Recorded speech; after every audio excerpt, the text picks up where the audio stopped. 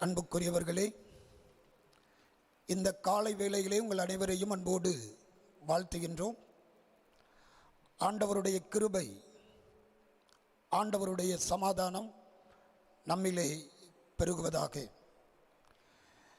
இந்த காலை வேளையிலே திருச்சபை சிந்திக்கும்படிக்காக நமக்கு கொடுத்திருக்கின்ற தலைப்பு குடும்பம். குடும்பம் குடும்பம் ஆண்டவருடைய திட்டம். கடவுளின் திட்டம் குடும்ப வாழ்வின் வழியாக ஆசீர்வதிப்பதே. ஆதியாகமத்தின் புத்தகம் 2வது அதிகாரம்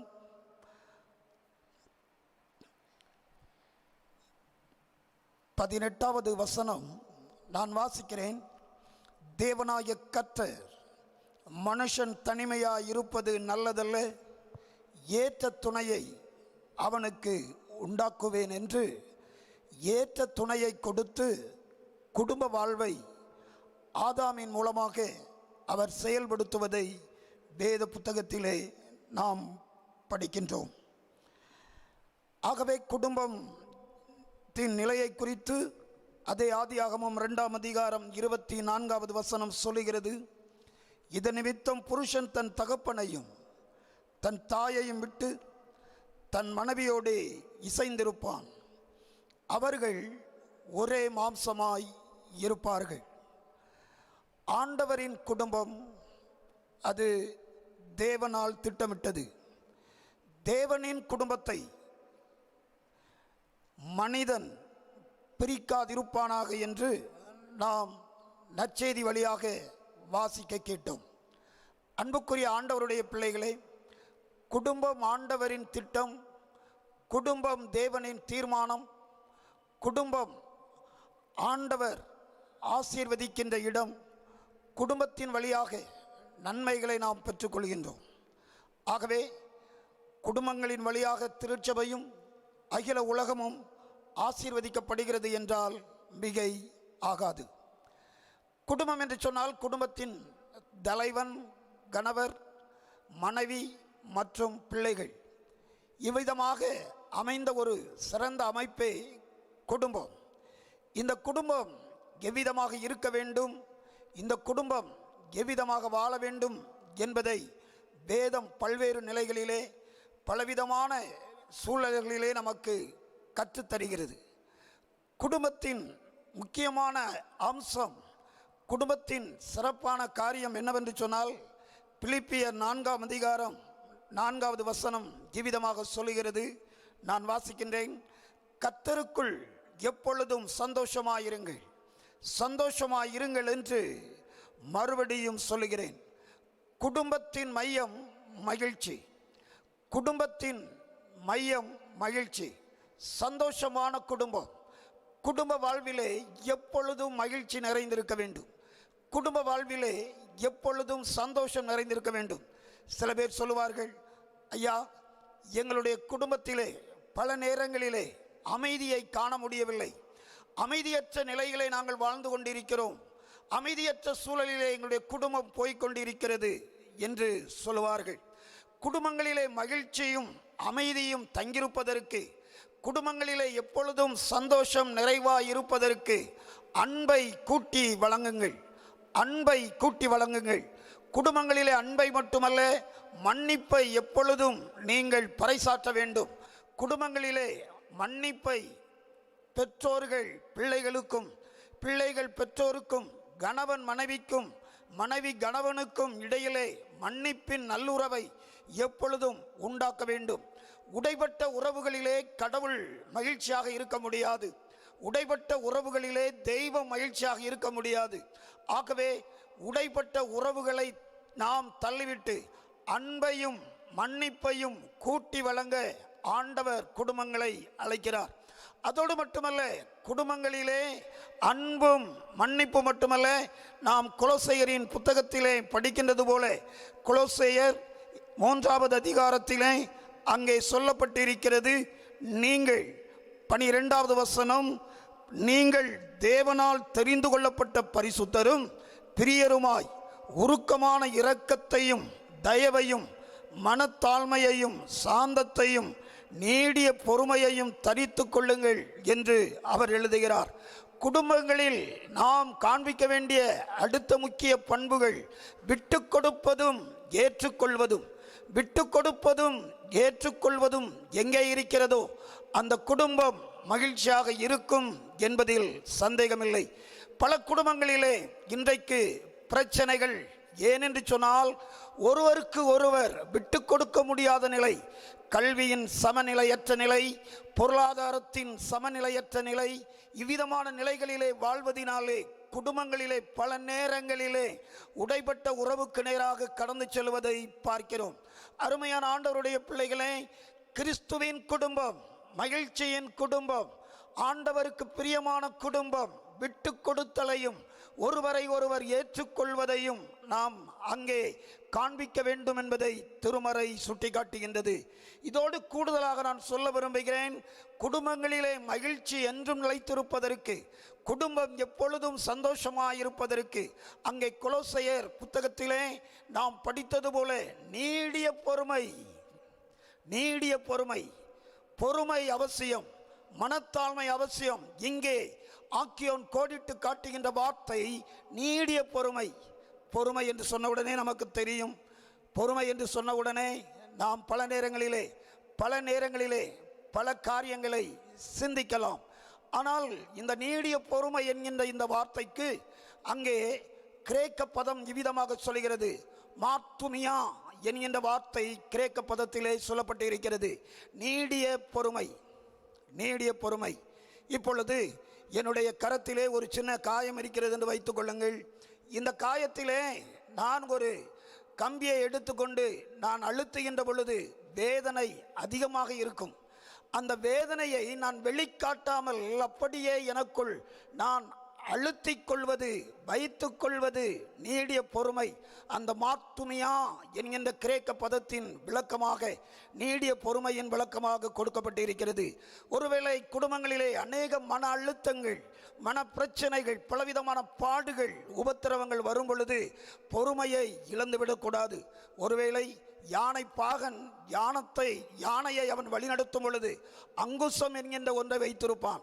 அந்த கருவியை வைத்து அது செல்வதற்கான வழிகளை அந்த அங்குசத்தின் மூலமாக அதன் காதுகளுக்கு இடையிலே வைத்து அவன் குத்துவான். ஆனால் அந்த பெரிய உருவமான அந்த யானை அந்த பாகனை பார்த்து ஒன்றும் கேட்காது. அது அப்படியே அடிபணிந்து அவன் செல்கின்ற வழியிலே, அவன் நடத்துகின்ற வழியிலே கடந்து செல்லும். ஆகவே இந்த மாத்துமியா என்கின்ற இந்த கிரேக்க பதம் நீடிய பொறுமைக்கு சொல்லப்பட்டிருக்கின்ற காரியம், எந்த ஒரு பதிலையும் கூறாமல் துன்பங்களை ஏற்றுக்கொண்டு சகித்து நாம் மிகவும் அமைதியாய் கட்டுப்பாடோடு வாழ்வது நீடிய பொறுமை என்று வேதம் கற்றுத்தருகிறது.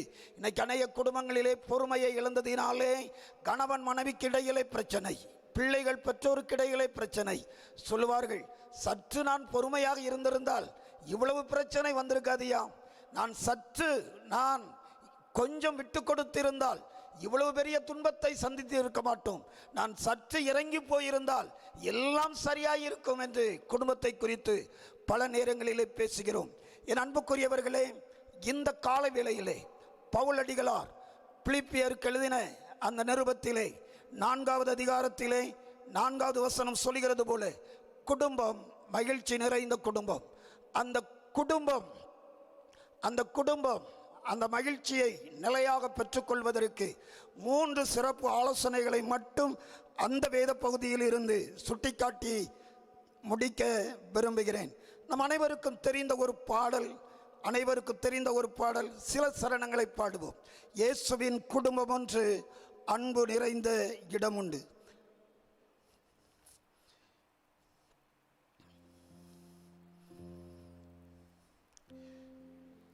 இயேசுவின் குடும்பம் ஒன்று உண்டு,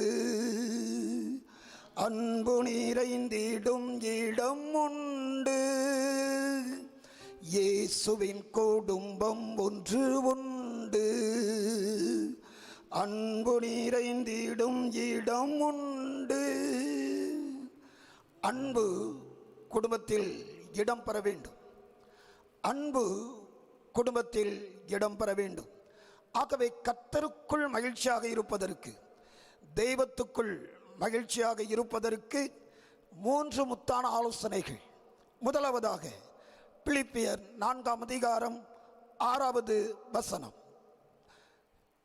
குடும்பங்களில் இருக்கின்றவர்கள் திருமறையை எடுத்துக் கொள்ளுங்கள். சற்று என்னோடு வேதத்தை திருப்பி பாருங்கள்.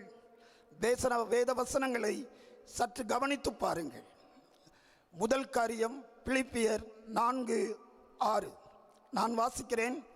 நீங்கள் ஒன்றுக்கும் கவலைப்படாமல் எல்லாவற்றையும் குறித்து உங்கள் விண்ணப்பங்களை ஸ்தோத்திரத்தோடு கூடிய ஜெபத்தினாலும் வேண்டுதலினாலும் தேவனுக்கு தெரியப்படுத்துங்கள். உங்கள் குடும்பம் மகிழ்ச்சியாக இருப்பதற்கு, நீங்கள் மகிழ்ச்சியாக இருப்பதற்கு, நாம் அனைவரும் மகிழ்ச்சியாக இருப்பதற்கு முதல் முத்தான ஆலோசனை, நிலையான மகிழ்ச்சிக்கு ஆண்டவரிடம் தெரியப்படுத்துங்கள். தேவனிடத்தில் தெரியப்படுத்துங்கள். உங்கள் வாழ்க்கையின் எந்த சூழலும், உங்களுடைய வாழ்க்கையின் எந்த தேவைகளும், வாழ்க்கையின் எந்த காரியங்களையும் ஆண்டவருக்கு தெரியப்படுத்துங்கள். குடும்பத்தில் நிறைய நேரங்களில் நம்முடைய பிரச்சனைகளை மற்றவங்கிட்ட போய் ஷேர் பண்ணுவோம். ஷேர் பண்ணுறது நல்லது. ஆனால் நாம் ஷேர் பண்ணுற நபர்கள் எப்படிப்பட்டவர்கள் என்பதை சற்று நீங்கள் கண்ணோக்கமாக இருக்க வேண்டும். நாம் சில நேரங்களில் சில காரியங்களை பிறரிடத்தில் சொல்லிவிடுவோம். ஆனால் நம்முடைய மனது லகுவாக இருக்கிறது என்று நாம் நினைக்கலாம். ஆனால் நாம் ஷேர் பண்ண பிறகு வருகின்ற சில பிரச்சனைகள் இருக்குது பாருங்க குடும்பங்களுக்குள்ளே. அதற்கு அவர்கள் காரணிகளாக மாறிவிடுவார்கள். ரொம்ப ஜாக்கிரதையாக இருக்க வேண்டும். வேதம் சொல்லுகிறது, நீங்கள் மகிழ்ச்சியாக இருப்பதற்கு, உங்கள் குடும்பம் மகிழ்ச்சியாக இருப்பதற்கு, உங்கள் கவலைகள் எல்லாவற்றிலும், உங்களுடைய தேவைகள் எல்லாவற்றிலும் ஸ்தோத்திரத்தோடு கூடிய விண்ணப்பத்தினாலும் வேண்டுதலினாலும் தேவனுக்கு தெரியப்படுத்துங்கள். முதல் காரியம், தேவனுக்கு தெரியப்படுத்துங்கள். அன்னாளுக்கு தேவை இருந்தது. குடும்ப வாழ்விலே அவளுக்கு குழந்தை வேண்டும். குழந்தை இல்லாத சூழலிலே அவளுடைய வாழ்வு அங்கே பரிகசிக்கப்பட்டது. ஆண்டவருடைய சந்நிதிக்கு செல்கிறாள். நாம் 1 சாமுவேலின் புத்தகத்திலே படிக்கிறோம் அல்லவா? 1 சாமுவேலின் புத்தகத்திலே அன்னாளுடைய நிலையை குறித்து, அன்னாளுடைய தேவையை குறித்து நாம் அங்கே பார்க்கிறோம். பாருங்கள், அங்கே 1வது அதிகாரத்திலே அங்கே அன்னாள் வந்து ஆண்டவருடைய சமூகத்திலே அவள் விண்ணப்பம் பண்ணி தன்னுடைய தேவையை சொல்லுவதை பார்க்கிறோம். அவள் தேவனுடைய சமூகத்திலே ஜெபித்த பின்பு அவள் துக்க முகமாய் இருந்தது இல்லை என்று வேதத்திலே நாம் படிக்கிறோம். எனக்கு அருமையான ஆண்டவருடைய பிள்ளைகளே, 1 சாமுவேல் 1 அதிகாரத்திலே நீங்கள் படித்து பார்க்கின்ற பொழுது அன்னாளுக்கு ஆண்டவருடைய சமூகத்திலே அங்கே அற்புதம் நடந்தது. பாருங்கள், சாமுவேலை ஆண்டவர் கொடுத்தார். 1 சாமுவேல் 1ஆம் அதிகாரம் 27வது வசனம். இந்த பிள்ளைக்காக விண்ணப்பம் பண்ணினேன். நான் கர்த்தரிடத்தில் கேட்ட விண்ணப்பத்தின்படி எனக்கு கட்டளையிட்டார். ஆகையால் அவன் கர்த்தருக்கென்று கேட்டபடியினால் அவன் உயிரோடு இருக்கும் சகல நாளும் அவனை கர்த்தருக்கு ஒப்பு கொடுத்தேன் என்று எழுதப்பட்டிருக்கிறது. எனக்கு அருமையான கர்த்தருடைய பிள்ளைகளே, உங்கள் தேவைகள் எதுவாக இருந்தாலும் ஆண்டவருடைய சந்நிதியிலே, கர்த்தருடைய சந்நிதியிலே நீங்கள் ஸ்தோத்திரத்தோடு கூடிய ஜெபத்தினால் வேண்டுதலினால் தெரியப்படுத்துங்கள். தெரியப்படுத்துகின்ற ஒரே இடம் கடவுளின் சமூகம், ஆண்டவருடைய பிரசன்னம், ஆண்டவருடைய சந்நிதி. நீங்கள் உங்கள் தேவைகளை கர்த்தரிடத்தில் சொல்லும் பொழுது கர்த்தர் உங்கள் குடும்பத்திலே நிலையான மகிழ்ச்சியை தருவார். இரண்டாவதாக நாம் பார்க்கலாம், அதை பிலிப்பியர் 4வது அதிகாரத்திலே அங்கே 8வது வசனம் சொல்லுகிறது. வாசிக்கிறேன். சகோதரரே, உண்மை உள்ளவைகள் எவைகளோ, ஒழுக்கம் உள்ளவைகள் எவைகளோ, நீதி உள்ளவைகள் எவைகளோ, கற்புள்ளவைகள் எவைகளோ, அன்புள்ளவைகள் எவைகளோ, நற்கீர்த்தி உள்ளவைகள் எவைகளோ, புண்ணியம் எதுவோ, புகழ் எதுவோ, அவைகளையே சிந்தித்துக் கொண்டிருங்கள். தெரியப்படுத்துங்கள். முதல் காரியம், நீங்கள் மகிழ்ச்சியாக இருப்பதற்கு நல்லதை சிந்தியுங்கள். நல்லதை சிந்தியுங்கள். ஆட்டோவில் எழுதி போட்டிருப்பான், நீங்கள் படிக்கலாம். ஆட்டோவில் நீங்கள் பார்த்தீங்கன்னா ஒரு காரியம் சொல்லப்பட்டு இருக்கும். நல்லதை நினை, நல்லது நடக்கும். நல்லதை நினை, நல்லது நடக்கும். நல்லவைகளை சிந்தித்துக் கொண்டிருங்கள். உங்கள் வாழ்க்கை எப்பொழுதும் மகிழ்ச்சியாக இருப்பதற்கு, உங்கள் வாழ்க்கை எப்பொழுதும் சந்தோஷமாக இருப்பதற்கு நல்லதை சிந்தியுங்கள். நான் திருமறையிலே ஒரு குடும்பத்தை சுட்டிக்காட்ட விரும்புகிறேன். நீங்கள் எடுத்துக்கொள்ளலாம். ராஜாக்களின் முதலாவது புத்தகம் 21ஆம் அதிகாரத்தை எடுத்துக்கொள்ளுங்கள். இந்த அதிகாரத்திலே அங்கே ஆகாப் யேசபேல் குடும்பம் இருக்கிறது. ஆகாப்புக்கு நாபோத் தோட்டத்தை குறித்த ஒரு விருப்பம். அந்த தோட்டத்தை தனக்கு சொந்தமாக்க வேண்டும் என்று அங்கே ஆகாப் விரும்புகிறான். ஆனால் நாபோத் கொடுக்க மறுத்து விடுகிறார். நாபோத் கொடுக்க மறுத்தவுடனே ஆகாப் அரசனுக்கு விசனம் வருகிறது, வருத்தம் வருகிறது. போஜனம் பண்ணாமல் இருக்கிறார். அவருடைய மனைவி அதை அறிந்து ஆகாப்பினிடத்திலே வந்து சொல்லுகிறாள், யா நீ சாப்பிடாம இருக்கிற, காரியத்தை நான் பார்த்து கொள்ளுகிறேன் என்று தவறான வழியிலே நடத்துவதை பார்க்கிறோம். தவறான ஆசை நல்லதை நினைப்பதற்கு பதிலாக தவறான ஆசையை ஆகாப்பும் யேசபேலும் கொள்ளுகிறார்கள். தவறான தீர்மானம் எடுக்கிறார்கள். அங்கே நாபோத்தை அங்கே கல்லறிந்து கொலை செய்த அந்த இடத்தை அபகரித்துக் கொள்வதற்காக முயற்சிக்கிறார்கள். தவறான தீர்மானத்தை பண்ணுகிறார்கள். தவறான முடிவை எடுக்கிறார்கள். அங்கே தீர்க்கன் மூலமாக அங்கே அவர்கள் ஆண்டவருடைய தண்டனையை சுட்டிக்காட்டுவதை வேதத்திலே நாம் படிக்கிறோம். குடும்பம் மகிழ்ச்சியாக இருப்பதற்கு, குடும்பம் சந்தோஷமாக இருப்பதற்கு நல்லதை சிந்தியுங்கள். கணவனானாலும் சரி, மனைவியானாலும் சரி, பிள்ளைகளானாலும் சரி, குடும்பத்திலே நல்லவைகளை சிந்திக்க வேண்டும். நல்ல காரியங்களை கற்றுக் கொடுக்க வேண்டும். நல்ல காரியங்களை ஒருவருக்கொருவர் ஆலோசனையாக சொல்ல வேண்டும். தீய காரியங்களையும் தீய எண்ணங்களையும் விதைக்கக்கூடாது. இன்னைக்கு அநேக குடும்பங்களிலே பிரச்சனைக்கு காரணம் தீய எண்ணங்களையும் நன்மையற்ற காரியங்களையும் அங்கே பேசுவது, செயல்படுத்த முயற்சிப்பது குடும்ப மகிழ்ச்சியை கெடுத்து விடுகிறது. நல்லதை சிந்தியுங்கள், நல்லது நடக்கும். தெரியப்படுத்துங்கள். இரண்டாவதாக நல்லதை சிந்தித்துக் கொண்டிருங்கள். தெரியப்படுத்துங்கள், சிந்தித்துக் கொண்டிருங்கள். இறுதியாக மூன்றாவதாக பிலிப்பியர் 4ஆம் அதிகாரம் 11வது வசனம் நான் வாசிக்கிறேன். ஏனெனில் நான் எந்த நிலைமையில் இருந்தாலும் மனரம்யமாயிருக்க கற்றுக்கொண்டேன். தாழ்ந்திருக்கவும் எனக்கு தெரியும், வாழ்ந்திருக்கவும் எனக்கு தெரியும். எவ்விடத்திலும் எல்லாவற்றிலும் திருப்தியாயிருக்கவும் பட்டினியாயிருக்கவும் பரிபூரணமடையவும் குறைவுபடவும் போதிக்கப்பட்டேன். வாழ்க்கை வாழ்வதற்கு கற்றுக்கொள்ளுங்கள். வாழ்க்கை வாழ்வதற்கு கற்றுக்கொள்ளுங்கள். எனக்கு அருமையான ஆண்டவருடைய பிள்ளைகளே, குடும்பம் மகிழ்ச்சியாக இருப்பதற்கு வாழ்க்கையை கற்றுக்கொள்ளுங்கள். இன்னைக்கு நிறைய குடும்பங்களில் கடன் தொல்லை. ஏன் தெரியுமா? அடுத்த வீட்டை பார்க்கறது, அடுத்த குடும்பத்தை பார்க்கறது. அந்த குடும்பத்தில் என்னெல்லாம் இருக்குதோ அதெல்லாம் எனக்கு வேண்டும். அடுத்த குடும்பத்தில் என்னென்ன காரியங்கள் இருக்கிறதோ அத்தனையும் தனக்கு வேண்டும். இன்னைக்கு நிறைய கிரெடிட் கார்டு அது பாட்டு கொடுக்குறாங்க பேங்க்ல. வருமானத்திற்கு அதிகமான செலவினங்கள், திட்டமிடுதல் இல்லாத குடும்பங்கள் மகிழ்ச்சியை இழந்து போகின்றது. மகிழ்ச்சியை இழந்து போகின்றது. தமிழிலே ஒரு பழமொழி உண்டு, போதும் என்கின்ற மனதே பொன் செய்யும் மருந்து. போதும் என்கின்ற மனதே பொன் செய்யும் மருந்து. கடவுள் நம்மை, நம் குடும்பத்தை எந்த நிலையில் அழைத்திருக்கிறாரோ அந்த நிலையில் வாழ கற்றுக்கொள்ளுவோம்.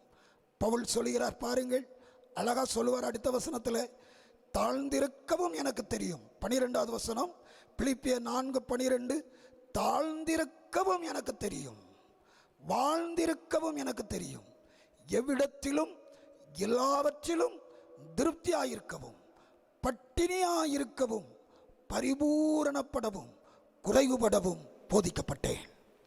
வாழ்க்கை வாழ கற்றுக்கொண்டேன். எனக்கு எப்படியும் வாழ தெரியும். திருப்தியாக சாப்பிட்டு மகிழ்ச்சியோடு வாழ தெரியும். பட்டினியாயிருந்தும் என் வாழ்க்கையை நடத்த தெரியும். ஆனால் அவர் சொல்லுகிறார், எந்த நிலையில் இருந்தாலும் மனரம்யமாய் வாழ கற்றுக்கொண்டேன். என் அன்புக்குரியவர்களே, என்னை கேட்டுக்கொண்டிருக்கின்றவர்களே, இந்த காலை வேளையிலே நம் குடும்பம், உங்கள் குடும்பம் மகிழ்ச்சியாக இருப்பதற்கு வாழ்க்கையை வாழ கற்றுக்கொள்ளுங்கள். பிறரை பார்த்து வாழாதிருங்கள். கடவுள் உங்களுக்கு என்ன வாழ்வை தந்திருக்கிறாரோ, எந்த ஆசீர்வாதத்தை தந்திருக்கிறாரோ, உங்கள் குடும்பத்தில் எந்த வருமானத்தை கட்ட தந்திருக்கிறாரோ, அதில் மகிழ்ச்சியாய் வாழ குடும்பத்தை நடத்த கற்றுக்கொள்ளுங்கள். 3 காரியம் சொல்லுங்க. தெரியப்படுத்துங்கள். 2வதாக சிந்தித்து கொண்டிருங்கள். 3வதாக கற்றுக்கொள்ளுங்கள். தேவனுக்கு தெரியப்படுத்துங்கள். நல்லதையை சிந்தித்து கொண்டிருங்கள். வாழ்க்கையை வாழ கற்றுக்கொள்ளுங்கள். கடவுள் உங்களுக்கு ஒரு ஆசீர்வாதம் வச்சிருக்கிறார். என்ன ஆசீர்வாதம் தெரியுமா? 13வது வசனத்தில், 4ஆம் அதிகாரம் 13வது வசனத்தில், என்னை பலப்படுத்துகிற கிறிஸ்துவினாலே எல்லாவற்றையும் செய்ய எனக்கு பலனுண்டு. கர்த்தருக்குள் எப்பொழுதும் சந்தோஷமாயிருங்கள். சந்தோஷமாயிருங்கள் என்று மறுபடியும் சொல்லுகிறேன். தேவனுக்கு தெரியப்படுத்துங்கள். நல்லதை சிந்தியுங்கள். வாழ்க்கை வாழ கற்றுக்கொள்ளுங்கள். தெரியப்படுத்துங்கள். சிந்தித்து கொண்டிருங்கள். கற்றுக்கொள்ளுங்கள். கடவுளின் நிலையான மகிழ்ச்சி நம் அனைவருடைய குடும்பத்திலும் இன்றும் என்றும் தங்கியிருக்கும். ஆமென்.